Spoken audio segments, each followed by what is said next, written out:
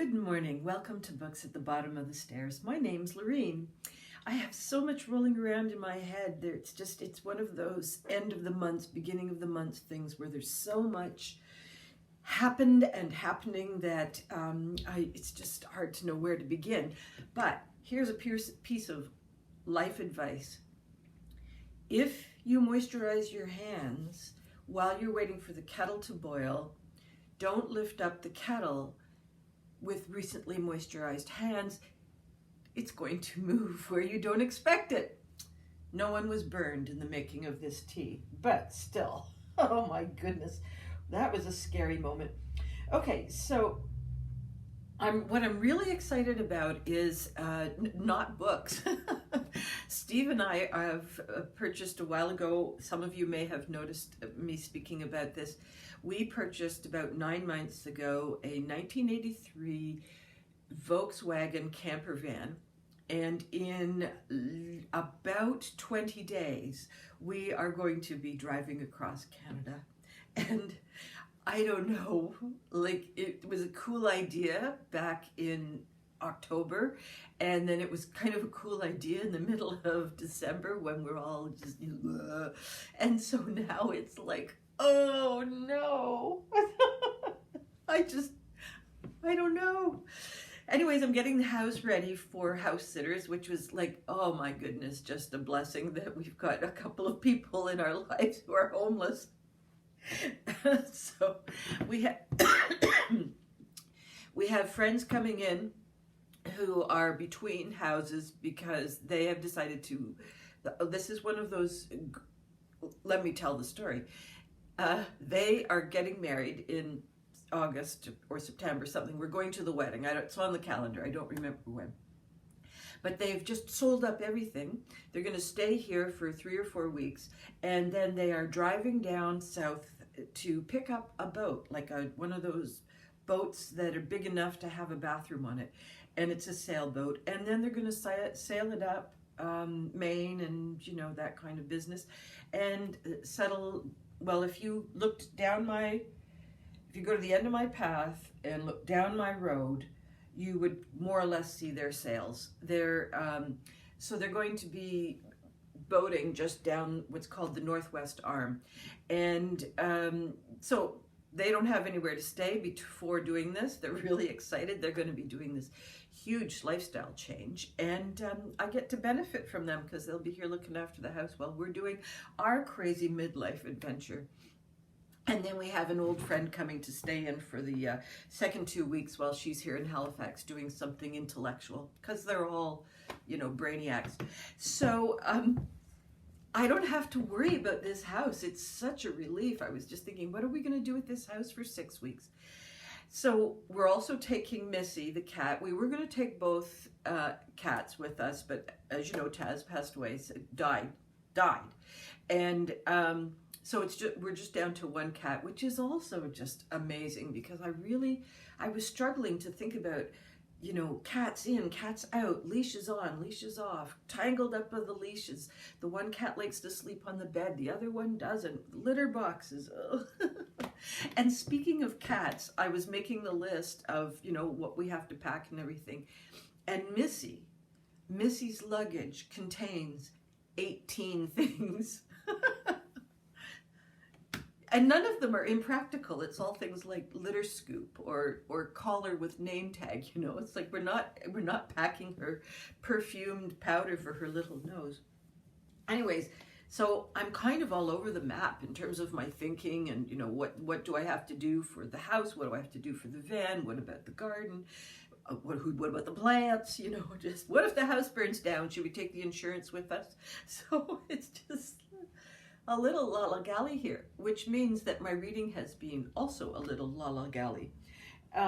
My goal for April was to get through as many library books as possible that were in the stash, and I have almost 100% completed that. And part of the reason I didn't complete it is because I also read some books that were not library books. And the one that I am currently reading is The Language of Ghosts by Heather Fawcett, who is also the author of Ember and the Ice Dragons, as well as, because The Grace of Wild Things, which I super duper loved. Really, really enjoyed that one. The Grace of Wild Things is a reimagining of Anne of Green Gables, but not literally. There were a couple of key moments in Anne of Green Gables and sort of the atmosphere that Heather had brought into The Grace of Wild Things. And the protagonist in that one, oh my goodness, what was her name? She was just such a delight. Grace of the Wild Things. She has magical abilities, and she has introduced herself to the witch in the woods, and she'd rather be eaten by the witch of the woods and stop being a magical orphan, or the witch will teach her, you know, what she needs to know in order to be a witch. So it's a very funny book of an orphan and an older person, and someone who's very reluctant to take on an orphan, so that Marilla, right? It was Marilla. I read that book so many times. I should just, you know, I should have named my children after that book. Anyhow, it has that kind of flavor of innocence and thinking of outside of the boxness that Anne had, and Marilla, who in this case is the witch, having her life reinvigorated by the enthusiasms of Grace. So it was a lovely book, which caused me to pick up this one, Language of Ghosts. And this one, I've just read the prologue, but basically there are 3 children. Each of them have a different kind of magic, and the oldest, the boy, inherited the crown, is about to be the king. He's only young, he's 16, he's about to be the king of the realm, and there's a coup. So the 3 of them are on board a ship and on the run. And that's all I've got to. But the same writing style in terms of like energy and introspection and creating a lovely sense of place. Not that, I mean, in this case, the kids are on the run, so it's not lovely, but it's just the manner in which she does it is just, it's so evocative of where the kids are and what they're feeling. And so I think it's going to be quite a different set of dilemmas and so on. I was also doing the audiobook, and I can't remember. The audiobook I wasn't loving, and it's not the book, it's me. I have come to the conclusion that most writers understand that there is an audiobook component in their marketing and in their end product. But I don't think that writers today write for the ear. And I think a lot of books really suffer from being read aloud, whereas 100 years ago, or what have you, people knew that quite often a book would be read aloud. And so you would have that kind of lyrical sentence structure, and what we have today are shorter sentences and more tangential phrases, or I can't think what that word is. Asides. We have more asides. So, yeah, just a lot of books I think don't listen well. So I'm going to do that audiobook. I'm going to see if I can find it as a hardcover book. So that's 2. Oh my goodness. It's right here. I completely forgot that I hadn't returned it to the library. So Grace of Wild Things. Great author, Heather Fawcett. I think I'm going to just sort of dive through her. I'm probably going to run out of time. I won't be able to finish reading her before we go. All right, the other library book. We were reading a book called The Cold by Mariko Tamaki, and that is a YA novel, and it was a ghost story. And yeah, didn't love it, but it's been, what should I say about it? I don't like to talk about books that I don't love. Well, there's some books that I don't love enough that, you know, they irritate the heck out of me, and so I think, well, I should share that. But there are other books that just leave me kind of, they leave me cold. So I haven't reviewed it. And while waiting for Cold, because there was quite a lineup on it, when you do the library scroll through and you put in the, Cold, but with asterisks around it, so that you just get the specific title instead of 900 things that it included. There came up this non-fiction book called Cold, Adventures in the World's Frozen Places by Bill Steever. And oh my goodness, it was really a great book. I completely consumed it. And what the author has done is in each month of gone to different cold places or has spoken about different cold conditions. So he hasn't actually gone to the Antarctic, but in, I think it was January, he's talking about explorers who have gone to both the Antarctic and the Arctic and sort of introduced the people who were the first known explorers that would go to such cold, cold, cold extremes.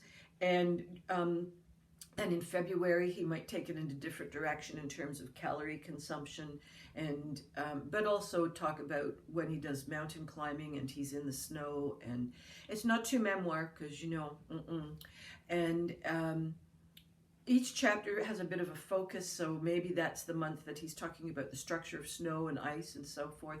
There's another chapter where, because he'll come back to the explorers, for instance, and talk about frostbite. I now know what frostbite looks like in my head. Also hypothermia. No, hypothermia. And yeah, so each month sort of has a collection of different facts around cold. There's another one where he's talking about the different degrees, so Celsius and Fahrenheit, but there's also, is it Kelvin? I'm so bad with those kinds of things. But there's also a measuring system of frost, 1 degree of frost, 20 degrees of frost. And I think that's the one that a lot of the explorers would refer to, and I don't know how they calibrated that one. Talks a little bit about under the ocean in terms of where in the really, really cold waters where polar bears would be able to swim, and their fur. This would be an ideal book for nonfiction November. It's unlike history, where you sort of have to keep with it. You need to, in order to not lose track of who said what when. This one is chapter discrete, and so you can easily pick it up, read a whole chapter, come away with all kinds of things to say at the dinner table, and then come back to it a couple of days later and you haven't missed the plot line. But also the author is really present, but not in a memoir kind of a way. You just feel his amazement for the subject. You feel his sort of intense survey of all the things that he's looking at. So it isn't just across the surface. I mean, he really goes into depth, for instance, on the snow structure, or how we have so many different measuring devices for what is cold. So he really does a nice deep dive on the different tactics around cold that have caught his attention. So really recommend this one. All right, another 2 nonfictions. I don't really talk about these kinds of books very often, but every once in a while something comes across that I think is worth mentioning. This is called No Sew, No Sweat, and it's a knitting book. No, I got the title wrong, sorry. Finish Free Knits by Kristen TenDyke, and this was her first book, No Sew Knits, Kristen TenDyke's. This is 20 flattering finish-free garments. So for those of you who knit, or just are sort of early knitters, no sew means that the pattern is sewn in such a way, like for instance, this lapel would have had to have been picked up separately and knit separately and then attached. So the patterns here are such that this isn't one of them. This is a store-bought one, but however the designer would have figured out that you would have knit up from the arm and across and knit this at the same time by changing the stitches and so on. So you don't ever have to have separate pieces, or you don't ever have to do the whole sweater and then come back and add the collar. You're doing the collar at the same time as you're knitting the body. And there's some really nice patterns in here. Now my main concern with this book is, when was it published. It's from Interweave Press, and 2012. This is written before there was the finally the stamping of the feet saying, could we please have some realistic models? Now, these ladies who are modeling do have a bosom, thankfully, but not my kind of bosom. And so I feel that it is not very size inclusive, but they are shaped. And I feel that as a woman of bosom, I find that sweaters that just totally drop off the bust just become tense. And so there is a bit of shaping, and so that it's not hugging. You have the option of de-hugging these sweaters, but it's definitely a shaped style and a little bit thinner. So if you like these, you're going to have to do some mathematics and figure out how to get around your bigger bust. If you're a smaller busted lady, these will be great. And also they're all very adjustable for torso. So those of you who were non-knitters, thank you for tolerating that. And maybe next time you could just email me, you could just put in the comments something that you're interested in, like airplane driving, and I could do a review on an airplane driving book.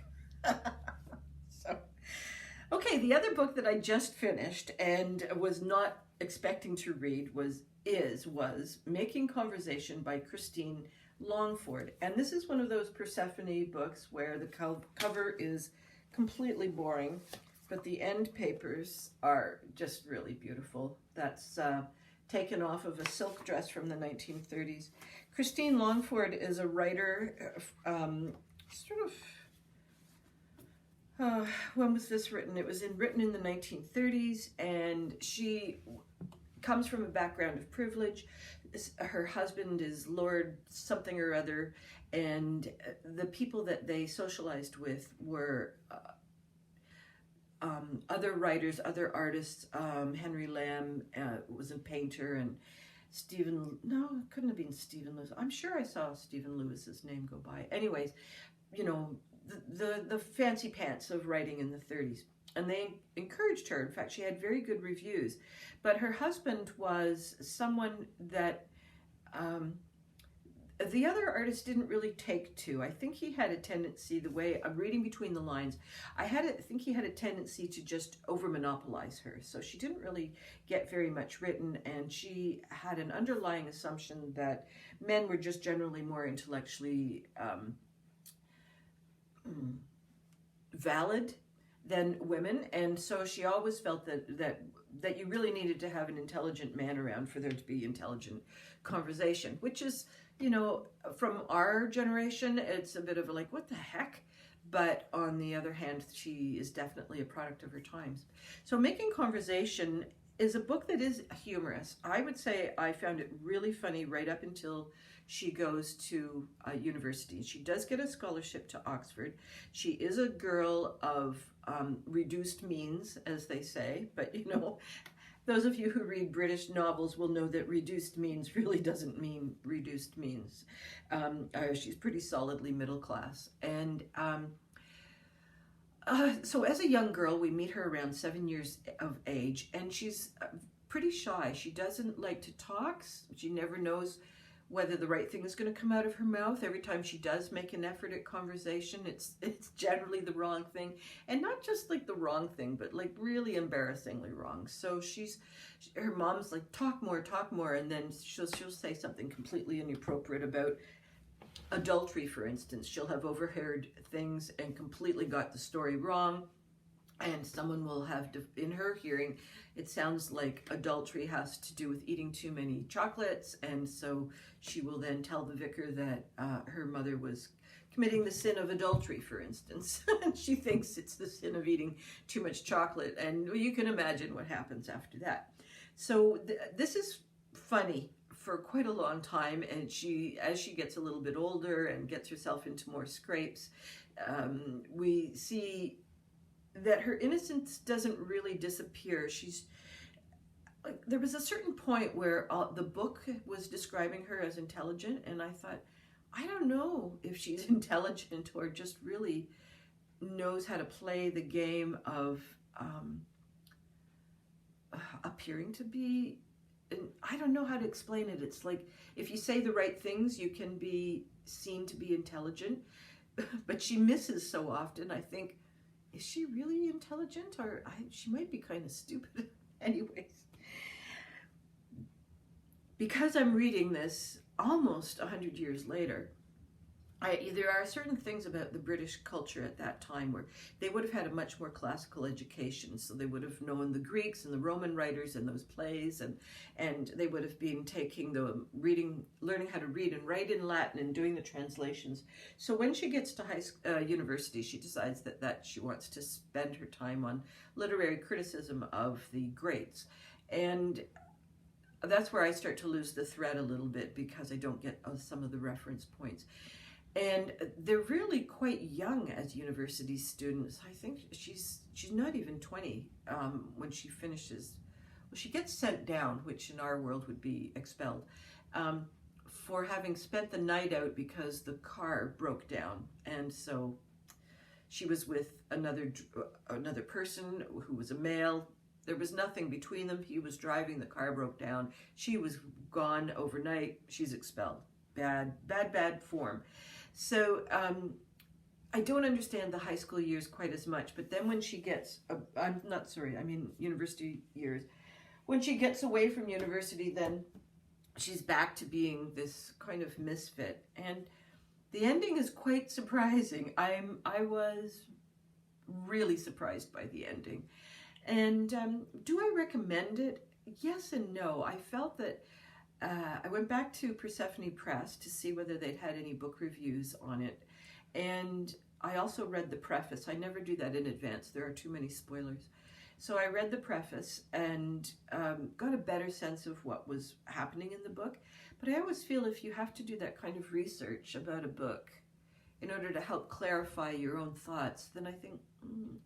But on the other hand, when you go to a book club and you think, I was kind of meh on that book, and then the book club talks it up and says, oh, but you missed this, and oh, you missed that, then I think, I guess I like that book better than I thought.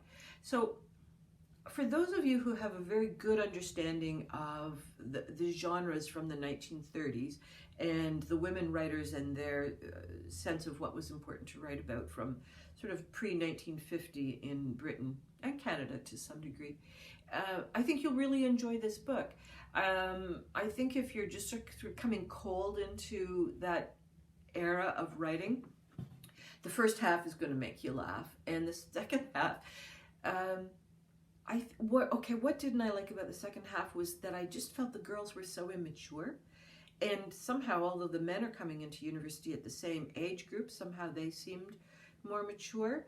Now, and one or two of the fellows who were at university were post-World War II veterans, so they would have been to war, but still seemed, well, of course they would be more mature. They've been to war, but I don't know, some of the guys just seemed way more mature, even though they were coming straight from boarding school. The women just seemed real tittery, and I found that objectionable. I don't know why I found it objectionable, I guess. I just expected university students to be more. On the other hand, I look back on my own university days, and I was certainly less. I was there for a good time. Not a drunken time, but I was there for a good time. And hardly ever did the real work that was required of me. I was so happy with a B or a B+, because that meant that there was enough time for me to go to a play or a movie or something. Okay, next week I have the goal of finishing all the books that people have loaned to me so that I can get those returned to their owners before I head off on my trip. And I will tell you more about the trip as I get closer to it. I hope all your reading dreams and adventures continue to come true, and I'll see you next time. Bye-bye for now.